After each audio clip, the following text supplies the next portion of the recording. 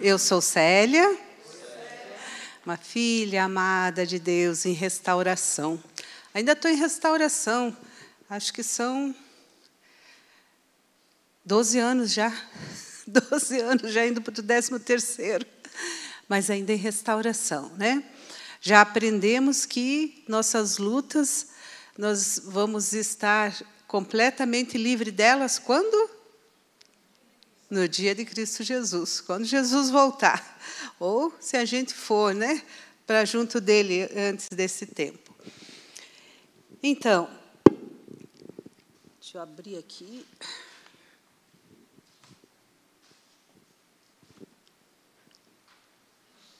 Então, tá igual o meu. Então, vamos lá. Hoje, nós vamos falar sobre o passo 2,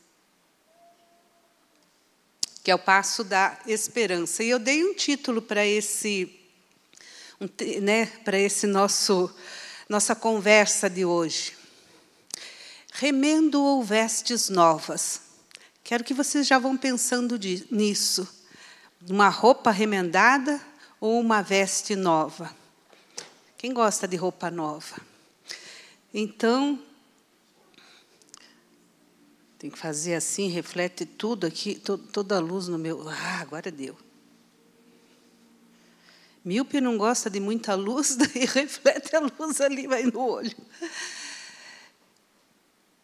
Esse passo 2, a gente chama de passo da esperança. Vimos o primeiro passo na nossa caminhada, o passo da negação. Onde a gente vive negando aquilo que... É passo da negação? Não é passo da negação, é o passo da realidade. A lição que é a negação, né? É o passo da realidade, onde a gente é confrontado com a nossa realidade. Onde nós entendemos que nós temos um problema, né? Deixamos de negar o problema, e que a nossa vida está ingovernável, né? E no passo 2, é um passo que nos traz esperança. Por quê? Porque é o passo que nos diz que nós viemos acreditar que um poder superior a nós, maior que nós, e o nosso poder superior tem nome, que é Jesus Cristo, porque todo o nosso programa é centrado na Bíblia, então o nosso poder superior tem nome, é Jesus Cristo. Só Ele pode restituir a nossa sanidade. Então, nesse passo 2, é um passo de transição, né? A gente sai da negação e vem para uma realidade. Há esperança para mim. Eu estou mal, mas há esperança. Alguém maior que eu pode me ajudar. E Ele vai nos colocar numa nova direção.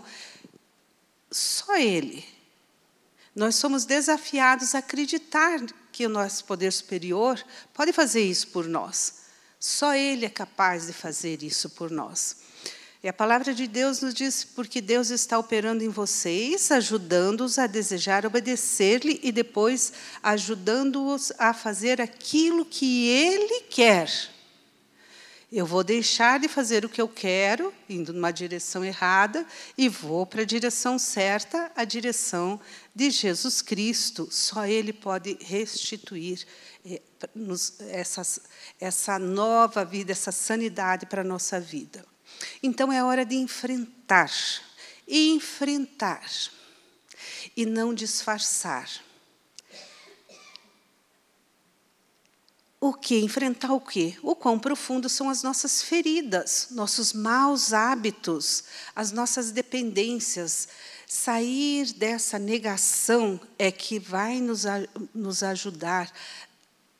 Nós vamos parar de fazer remendo. Eu falei para os músicos, eles escolheram a música, eu não sabia. Eu disse que música que é realmente a que vai casar com o que nós vamos falar. Remendo. Não ficou ótimo esse vermelhão ali, com, né, uma roupa vermelha, ou uma roupa preta com um remendão branco? Quem não vê que é um remendo? Só eu que estou achando que eu tapei o buraco, né? Ninguém está vendo o buraco, mas está vendo aquele remendão ali. E assim nós fazemos com as nossas dores, com as nossas feridas.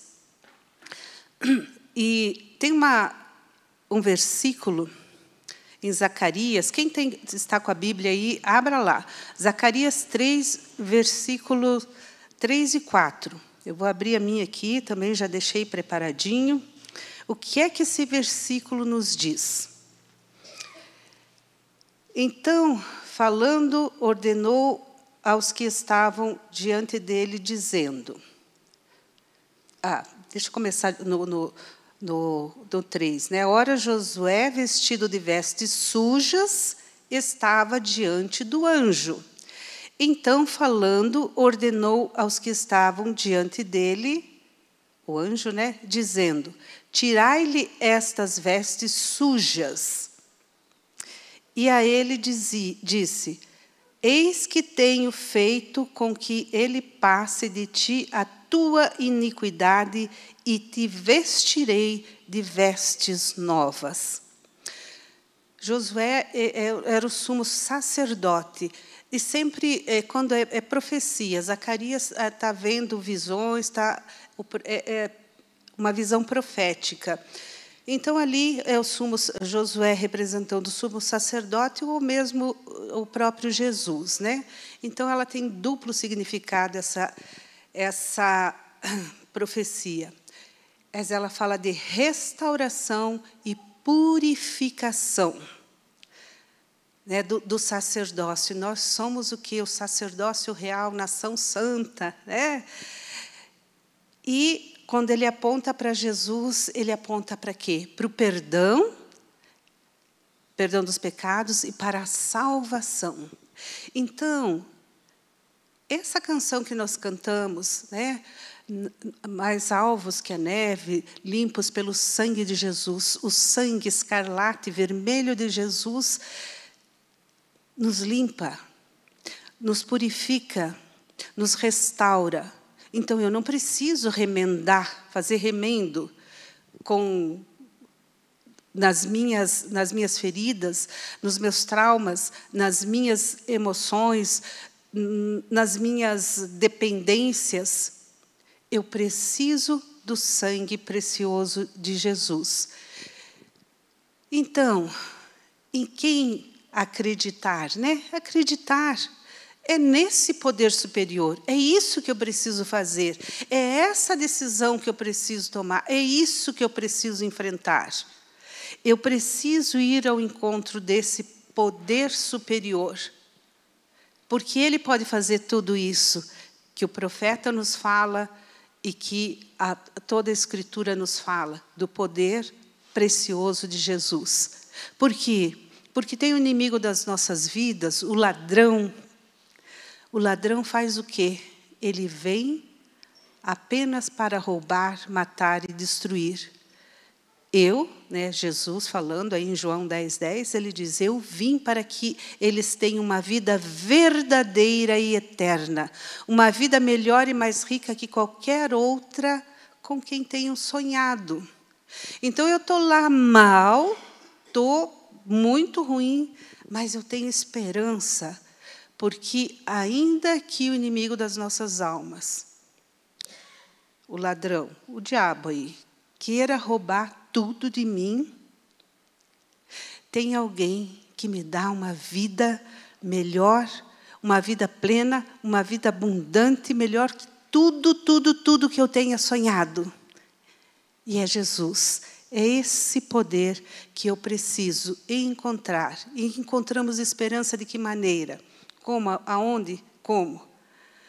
Sabendo algumas coisas, tendo consciência de que Deus nos conhece.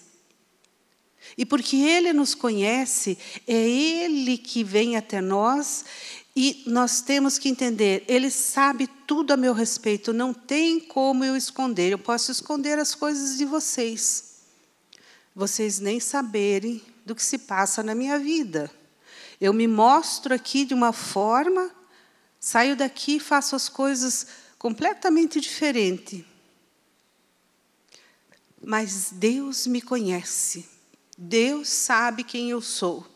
Billy Graham fala, né, que geralmente não são os pecados das pessoas que as mantêm longe de Deus, mas sim as boas obras. Por que isso? Porque eu estou aqui, falando bonito, fazendo coisas boas, né? Ajudando aqui as pessoas que têm necessidade, estou doando meu dinheiro para causas nobres, fazendo coisas maravilhosas. Mas não são as boas obras que Deus quer somente. Ele quer que eu faça coisas boas, que eu seja boa, que eu faça coisas corretas, retas, que o meu caráter seja íntegro, como é o de Jesus. É isso, Ele nos conhece. Não adianta eu fazer coisas bonitas e para que todos vejam, e eu realmente estou lá com as minhas vestes sujas, estou toda podre, né? Fazendo coisas erradas, me drogando, comendo além do necessário, né? Compulsão alimentar, drogas, vícios, bebedeiras, relacionamentos destrutivos, abusivos, né? Não adianta eu querer enganar Deus. Deus não, a gente não engana. Ele nos conhece. E encontramos esperança também porque Deus, além de nos conhecer, Ele nos aceita. Aceita como nós somos. E isso a gente tem que tomar muito cuidado, né? Não é, Ele aceita, nos aceita, não o nosso pecado.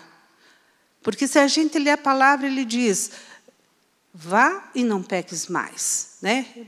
Eu curo, eu purifico, eu limpo, mas vá e não peques mais. Pecado tem nome. Por isso que aqui no CR a gente fala, eu luto com o orgulho, eu luto com a murmuração, eu luto com a inveja, eu luto com o álcool, eu luto com a comida, eu luto com relacionamentos destrutivos, eu tenho uma tendência a me relacionar com pessoas, né, que me botam lá para baixo. A gente dá nomes aos nossos pecados.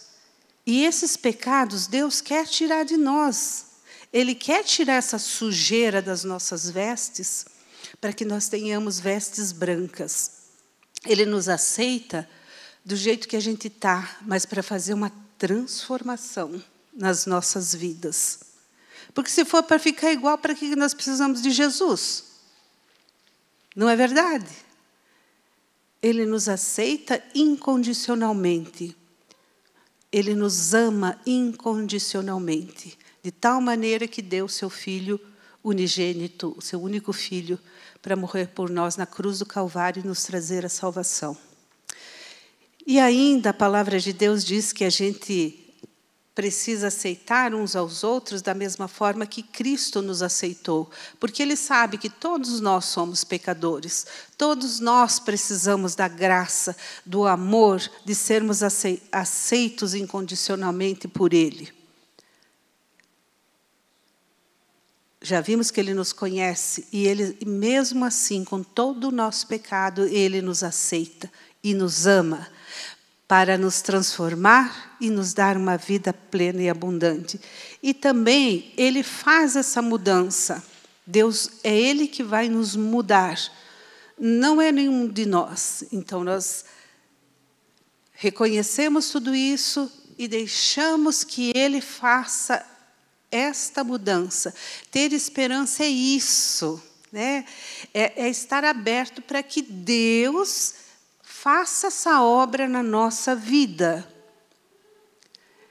Esse poder superior, Jesus Cristo, é o único que tem esse poder de entrar na nossa vida, no nosso coração, na nossa mente e reestruturar tudo, restaurar tudo, fazer tudo novo. Ele vem passando a patrola, botando tudo no chão, arrebentando tudo para quê? Para construir tudo novo. Joga, tira essa veste suja. Isso aí não dá. Você está manchado, toda manchada com o teu pecado. Você está todo manchado com o seu pecado. E não é a tinta branca que vai nos purificar, que vai nos vestir de branco, e sim a tinta escarlate, a tinta vermelha, o sangue de Jesus. É esse sangue que tem o poder de nos limpar e de nos transformar. E olhe que lindo o que é que a palavra de Deus diz em Filipenses 1:6. E eu tenho certeza de que Deus, que começou a boa obra em vocês, continuará ajudando-os a crescer em sua graça até que sua tarefa em vocês esteja finalmente terminada naquele dia, quando Jesus Cristo voltar. Que é quando acaba nosso processo de restauração, né? Porque aqui, enquanto nessa terra, nós estamos nesse corpo que tem uma natureza pecadora e a tendência é fazer aquilo que a gente não quer, o que é errado. Hoje Edinaldo falou, ando murmurando, não queria fazer isso. Ele não quer, mas fez. A natureza, nossa natureza faz fazer isso. Mas eu não quero. Então, eu vou aos pés da cruz, Cristo me ajude a mudar isso. E essa mudança vem por Ele, só Ele que pode fazer isso, né? Então, nós vamos descobrir que temos uma nova chance. Nós não precisamos continuar fazendo as mesmas coisas, presos naqueles caminhos velhos, cheios de remendo, de atalho. Nós podemos abrir mão de tudo isso, dessa insanidade que é a nossa vida. Vocês lembram do passo anterior, passo 1? Quando nós estávamos vivendo ali numa insanidade, o ciclo da dependência. Eu tenho uma dor que é insuportável, eu não sei como lidar com isso, então eu busco uma fuga, um subterfúgio para me aliviar essa dor, que é onde nós entramos aí nos vícios, nos relacionamentos destrutivos, com maus hábitos e tanta coisa. É a nossa insanidade. Eu vou buscar alívio nisso. E daí, o que acontece? Isso me traz consequências negativas, porque não me ajuda em nada, é falso, não é real isso. E aí eu fico com vergonha, com culpa pelo que eu fiz, pelas coisas erradas que eu fiz, daí vem mais dor, e daí eu me afundo mais ali, digamos, no álcool, e para aliviar essa dor, e é um ciclo de insanidade. Um ciclo que nós podemos sair dele. Porque essa insanidade é essa perca, né, a perda dessa nossa perspectiva do senso de limite. Esse ciclo vicioso, eu não tenho limite, eu vivo nele, fico repetindo, achando que eu vou chegar a algum resultado diferente. Não vou repetir a mesma coisa, achando que vai ter resultado diferente, não vai ter. Eu tenho que mudar. Nada muda se nada muda. Eu preciso mudar. E essa mudança vem com Jesus, né? E também a gente pode dizer que essa insanidade é procurar algo fora de nós. Um relacionamento destrutivo, estou buscando fora de mim, a bebida fora, a droga é fora, a comida, né? Vou me entupir, fico ansiosa, fico nervosa e estou lá, né? Não paro de comer, para preencher um vazio, algo que eu não consigo suprir. Então, isso tudo só tem jeito quando nós deixamos esse poder superior entrar na nossa vida e trazer essa sanidade. Que o que é a sanidade? É ter uma expectativa real, uma expectativa realista sobre nós mesmas, sobre os outros e sobre o nosso processo de restauração. Expectativa real de mim mesma. Eu deixo de me enganar, né? Eu reconheço quem eu sou. Eu sou uma filha amada de Deus. Tenho umas lutas, mas eu sou uma filha amada. E a expectativa dos outros? Sou pecadora, mas sou uma filha amada. Os outros também. Eu começo a entender que os outros também têm erros, mas que também são filhos amados. E assim como Deus quer restaurar a minha vida, quer restaurar a sua também. E eu tenho que confiar nesse processo de restauração.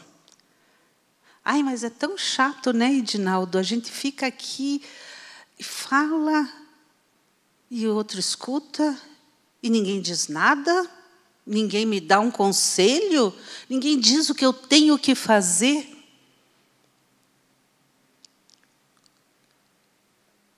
Se você ainda está esperando que alguém te diga o que fazer, você está vivendo na insanidade. Quem tem que saber o que fazer da sua vida é você. Nós precisamos deixar, né, que esse processo vai entrando na nossa vida.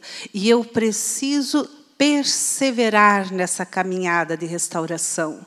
Eu preciso ir aceitando um dia de cada vez, um passo de cada vez. Eu não estou vendo nada, não estou vendo hoje, mas amanhã, quem sabe? Então, vamos lá para o próximo passo. E vamos para o próximo. E eu vou caminhando. E à medida que eu vou caminhando, eu vou vendo as coisas acontecer. Porque não sou eu, não é o Edinaldo, não é Marlene, não é ninguém aqui que vai fazer uma restauração em você. É o nosso poder superior, né? Então, esta é a sanidade, ter essa expectativa realista de tudo. E não viver mais engano, colocando remendos, né?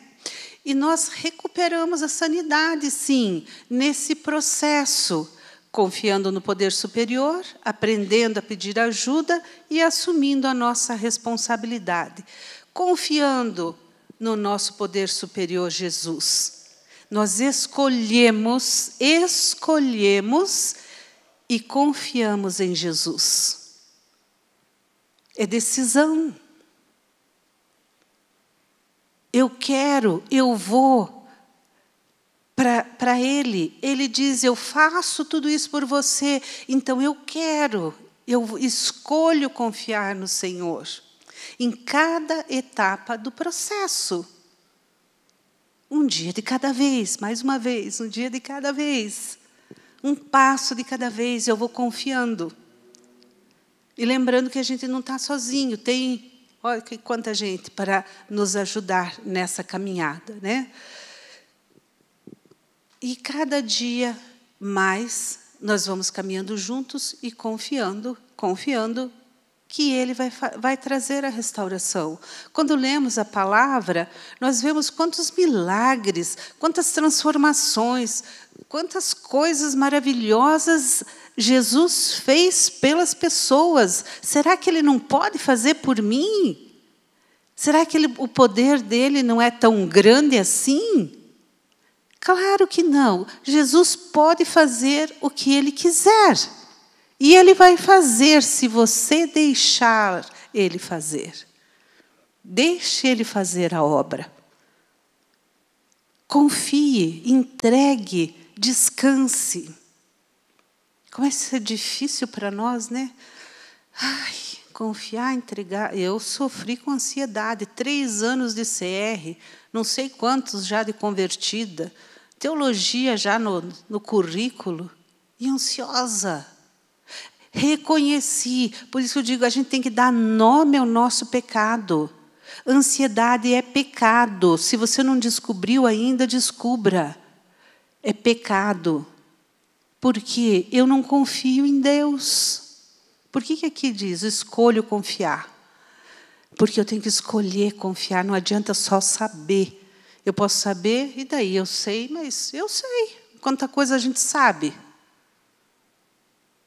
Não é? E a gente não faz. Então, eu escolho confiar. Deus, eu escolho perdão, porque eu não confio no Senhor. Eu estou me ansiando com o dia de amanhã, se as coisas vão dar certo, se isso vai se resolver. Ai. Isso é pecado, é falta de confiança em Deus. Eu estou pecando contra quem? Contra o meu Deus. Então, vou pedir perdão para Ele e confiar e depender do poder dEle para me transformar. Porque eu sei que, pela minha força, eu não consigo nada. Olha que lindo salmo. Esperei com paciência pela ajuda de Deus, o Senhor. Ele me escutou e ouviu o meu pedido de socorro. Tirou-me de uma cova de um poço de lama e me pôs seguro em cima de uma rocha. E firmou os meus passos. Eu caminho na segurança de um Deus todo-poderoso. Recupero a minha sanidade também, aprendendo a pedir a ajuda das pessoas. Eu tenho um problema. Ai, mas que vergonha, né, se eu contar. Mas quem vai me entender? Ai, mas isso, ai, mas aquilo. Como é? Eu lembro, às vezes eu me lembro disso, um colega de trabalho, ele tinha problema com álcool. Depois que ele saiu ele passou por todo esse processo até que ele aceitou ajuda e foi para a casa de recuperação. Quando ele voltou, ele veio conversar comigo, eu era chefe dele, e eu disse, mas me conte como é que foi esse teu processo. E aí ele foi me contando. Ele tinha vergonha de falar para o pai dele que ele tinha um problema com o álcool. Ele tinha vergonha. A família inteira desesperada, querendo ajudá-lo, porque viu aonde ele tinha chegado com o problema, e ele achando que ninguém sabia. E ele me disse isso.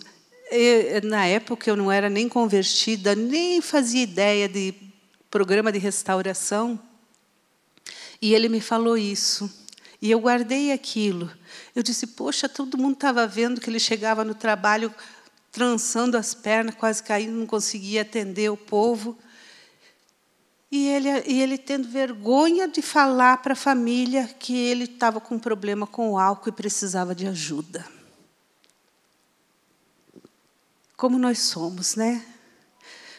Aí, quando ele pediu ajuda, a família disse, poxa, nós estávamos esperando só isso, você dizer, eu quero. E hoje está mais complicado, né? Se a família quiser internar alguém, não dá. A pessoa tem que dizer, eu quero. Senão, a comunidade terapêutica não aceita. Eu passei um problema sério tentando ajudar a minha prima, e ela acabou falecendo.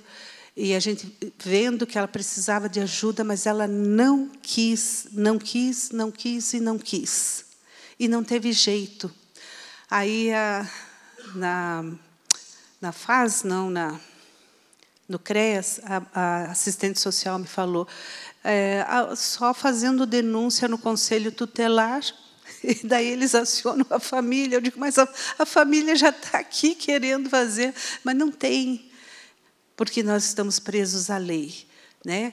Mas nós precisamos entender isso. Se eu preciso de ajuda, para recuperar minha sanidade, eu preciso pedir essa ajuda. Uma das minhas lutas também foi a codependência. E eu lembro que eu recebi um tratamento de choque do Nelson Massambani. Ele chegou para mim e olhou assim, bem no meu olho, e disse assim, Célia, você tem um problema? E eu falei, sim, a codependência. Ele disse, problema teu. Como? Eu estou dizendo para ele que eu tenho um problema? Ele disse, problema teu. Eu fiquei assim meio chocada, daí ele disse para mim, olhou de novo para mim e disse, Célia, você tem um problema? Quer ajuda? Eu disse, sim. Opa, mudou a situação, agora o problema é nosso. Vamos caminhar juntos. Digo, entendi. Eu preciso querer. Então, nós precisamos parar de confiar nos nossos pensamentos, nas nossas eu posso, eu consigo. Precisamos construir rede de apoio. Vocês estão sendo incentivados a construir essa rede de apoio, a ter um prestador de contas, a ter um padrinho, uma madrinha. Vocês estão sendo incentivados a isso, porque essas pessoas vão caminhar com você. Essas pessoas vão te ajudar quando você... Ai, não quero mais, já está doendo muito, eu não quero mexer nessa ferida, eu vou desistir. Na realidade, você não vai dizer isso, mas você vai dizer, vou desistir do CR. Eu fui lá, o Edinaldo... Viu? Não é a Marli. O Edinaldo me olhou torto, não gostei daquele olhar, não vou mais no CR. Não é isso, não. Você está dizendo para nós, que já sabemos do processo, você está dizendo assim, eu não consigo lidar com essa dor, eu não consigo lidar com esse problema, e eu não quero ajuda. Aí nós vamos dizer assim, olha, nós estamos aqui, vamos continuar, nós vamos te incentivar. Se você continuar dizendo que não quer, diz assim, nós vamos continuar aqui. A hora que você quiser ajuda, você vem. Nós não vamos te forçar a ficar aqui, mas nós vamos te incentivar a continuar aqui, a te fortalecer, para que você não desista nessa caminhada, porque tem coisa doída que vai vir à tona, e nós precisamos de humildade para reconhecer, quebrar esse orgulho e nos abrir, pedindo ajuda ao outro e ajuda ao nosso poder superior. E, com isso, nós começamos a assumir nossas responsabilidades. A gente para de ficar colocando a culpa no outro. Vocês sabem que sempre a culpada é a Marli, mas hoje o culpado é o Edinaldo. Né? Eu podia aqui estar bem melhor, se o Edinaldo não fosse tão crítico comigo e não fosse tão murmurador, e daí ele fica falando tanto, ai, me irritou tanto que hoje... Ele. E eu? Qual é a minha parte de responsabilidade nas situações? Esses dias eu fiz uma coisa, estava com uma amiga, e daí comecei a falar de uma outra pessoa, porque a outra pessoa tinha me feito alguma coisa assim que me deixou muito irritada. Ela foi muito grosseira comigo, e daí aí ela, pare de falar comigo. Olha, você tem que resolver lá com aquela pessoa, viu? Não é comigo vir falar aqui. Aí eu fiquei braba, né? A colérica aqui, não podia me escutar. Não falei, né? Mas fiquei lá dentro, não podia me escutar. Mas fiquei quieta. Aí depois fui para casa, orei, eu digo, mas que coisa, eu só queria falar, né? Só queria dizer, né, assim, obrigada por me ouvir, obrigada pela partilha. Não, mas ela não ia me fazer isso comigo. Você não vai falar, fala para ela. E eu disse, sabe que ela tem razão. Depois eu voltei e disse para ela, obrigada por você ter me dito né, aquilo, ter sido sincera. Só uma amiga ia me dizer isso. Eu digo, assumi a minha responsabilidade. Eu tenho que falar com ela, não é contar para você.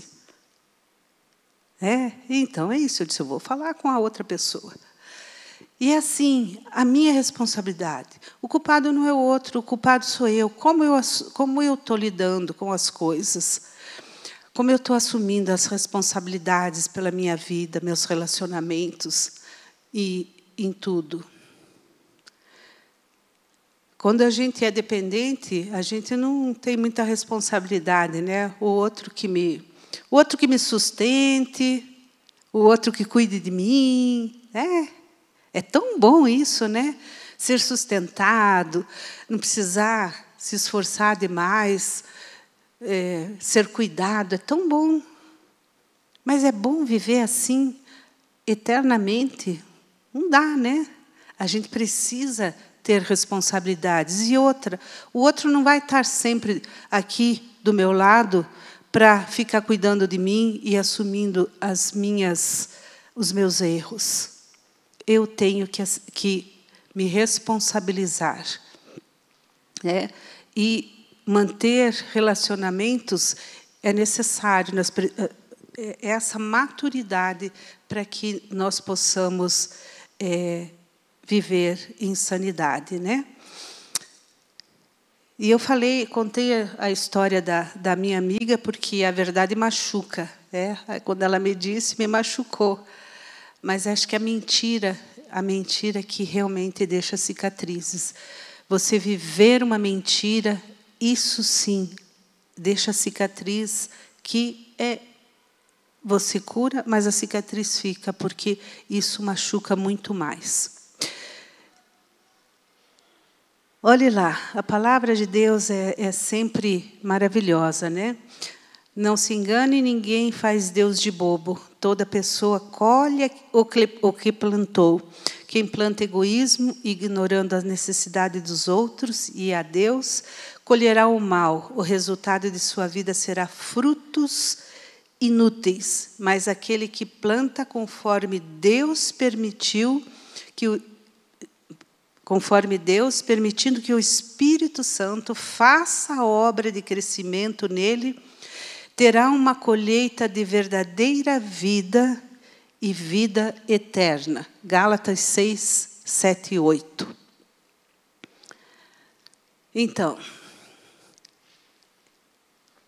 esse é um resumo aí desse passo, né? Esse passo que nos relembra que não precisamos forçar e muito menos controlar a nossa restauração. Essa restauração vai acontecer porque nós vamos nos abrindo, vamos trabalhando gradativamente, tranquilamente, cada passo, e deixando que as mudanças aconteçam através desse poder superior. E as mudanças vão acontecer, e nós temos que estar preparados para essas mudanças, porque ninguém muda ninguém. Eu mudo. E a hora que eu mudo, quem está ao meu redor necessariamente vai ter que mudar. Por quê? Como codependente, eu cuidava de todo mundo lá de casa. A hora que eu disse, não, chega, você cuida da tua vida, eu cuido da minha. Opa! A Célia não é mais boazinha? A Célia não é mais queridinha? Ai, que ruim! A ministra não tem amor pela família? E você tem que aguentar firme ali. Por quê? Porque você mudou. E a hora que você muda, o outro, opa, não adianta mais eu querer que ela venha cuidar de mim, resolver os meus problemas. Ela não vai mais me resolver os meus problemas. Ela me mandou eu resolver meus problemas. E agora o que eu faço? A pessoa fica perdida, mas ela vai ter que se encontrar. E eu vou viver a minha vida. Essas mudanças vão acontecendo. Você começa a perceber na caminhada, tranquilamente. Vai devagar, vai indo. O Santo e Doce Espírito de Deus vai fazendo a transformação. Jesus começa a passar o sangue, derramando o sangue dele, escarlate em nós, e nos trazendo a veste nova, a veste branca. Né? Lembrar do que nós lemos em Zacarias, eis que tirarei de você a sua iniquidade e agora o vestirei com roupas finas. Né? Alguma tradução diz veste nova, outra diz roupas finas. Porque não é qualquer roupa, hein? Olha, roupas finas. Deve ser Gucci, Prada, sei lá que mais que marcas que tem aí, caríssimas. Mas é o melhor, e Deus está dizendo, eu vou dar o melhor para vocês. Né? Então, nesse passo 2, o passo em que encontramos a esperança. Começamos a confiar no nosso poder superior, que é Jesus Cristo, e que Ele é muito maior que nós, com certeza, né? E vai nos livrar, vai nos dar um caminho melhor.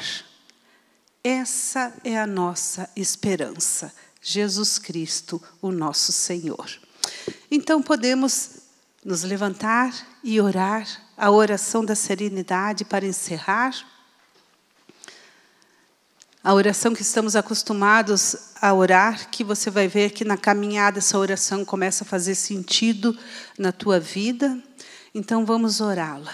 Deus, conceda-me a serenidade para aceitar aquilo que não posso mudar, a coragem para mudar o que me for possível e a sabedoria para discernir entre as duas, vivendo um dia de cada vez, apreciando um momento de cada vez, vendo as dificuldades como um caminho para a paz, aceitando este mundo cheio de pecados como ele é, e não assim como fez Jesus, e não como gostaria que ele fosse, confiando que o Senhor fará tudo dar certo se eu me entregar à sua vontade, pois assim poderei ser razoavelmente feliz nesta vida e supremamente feliz ao seu lado na eternidade. Em nome de Jesus. Amém.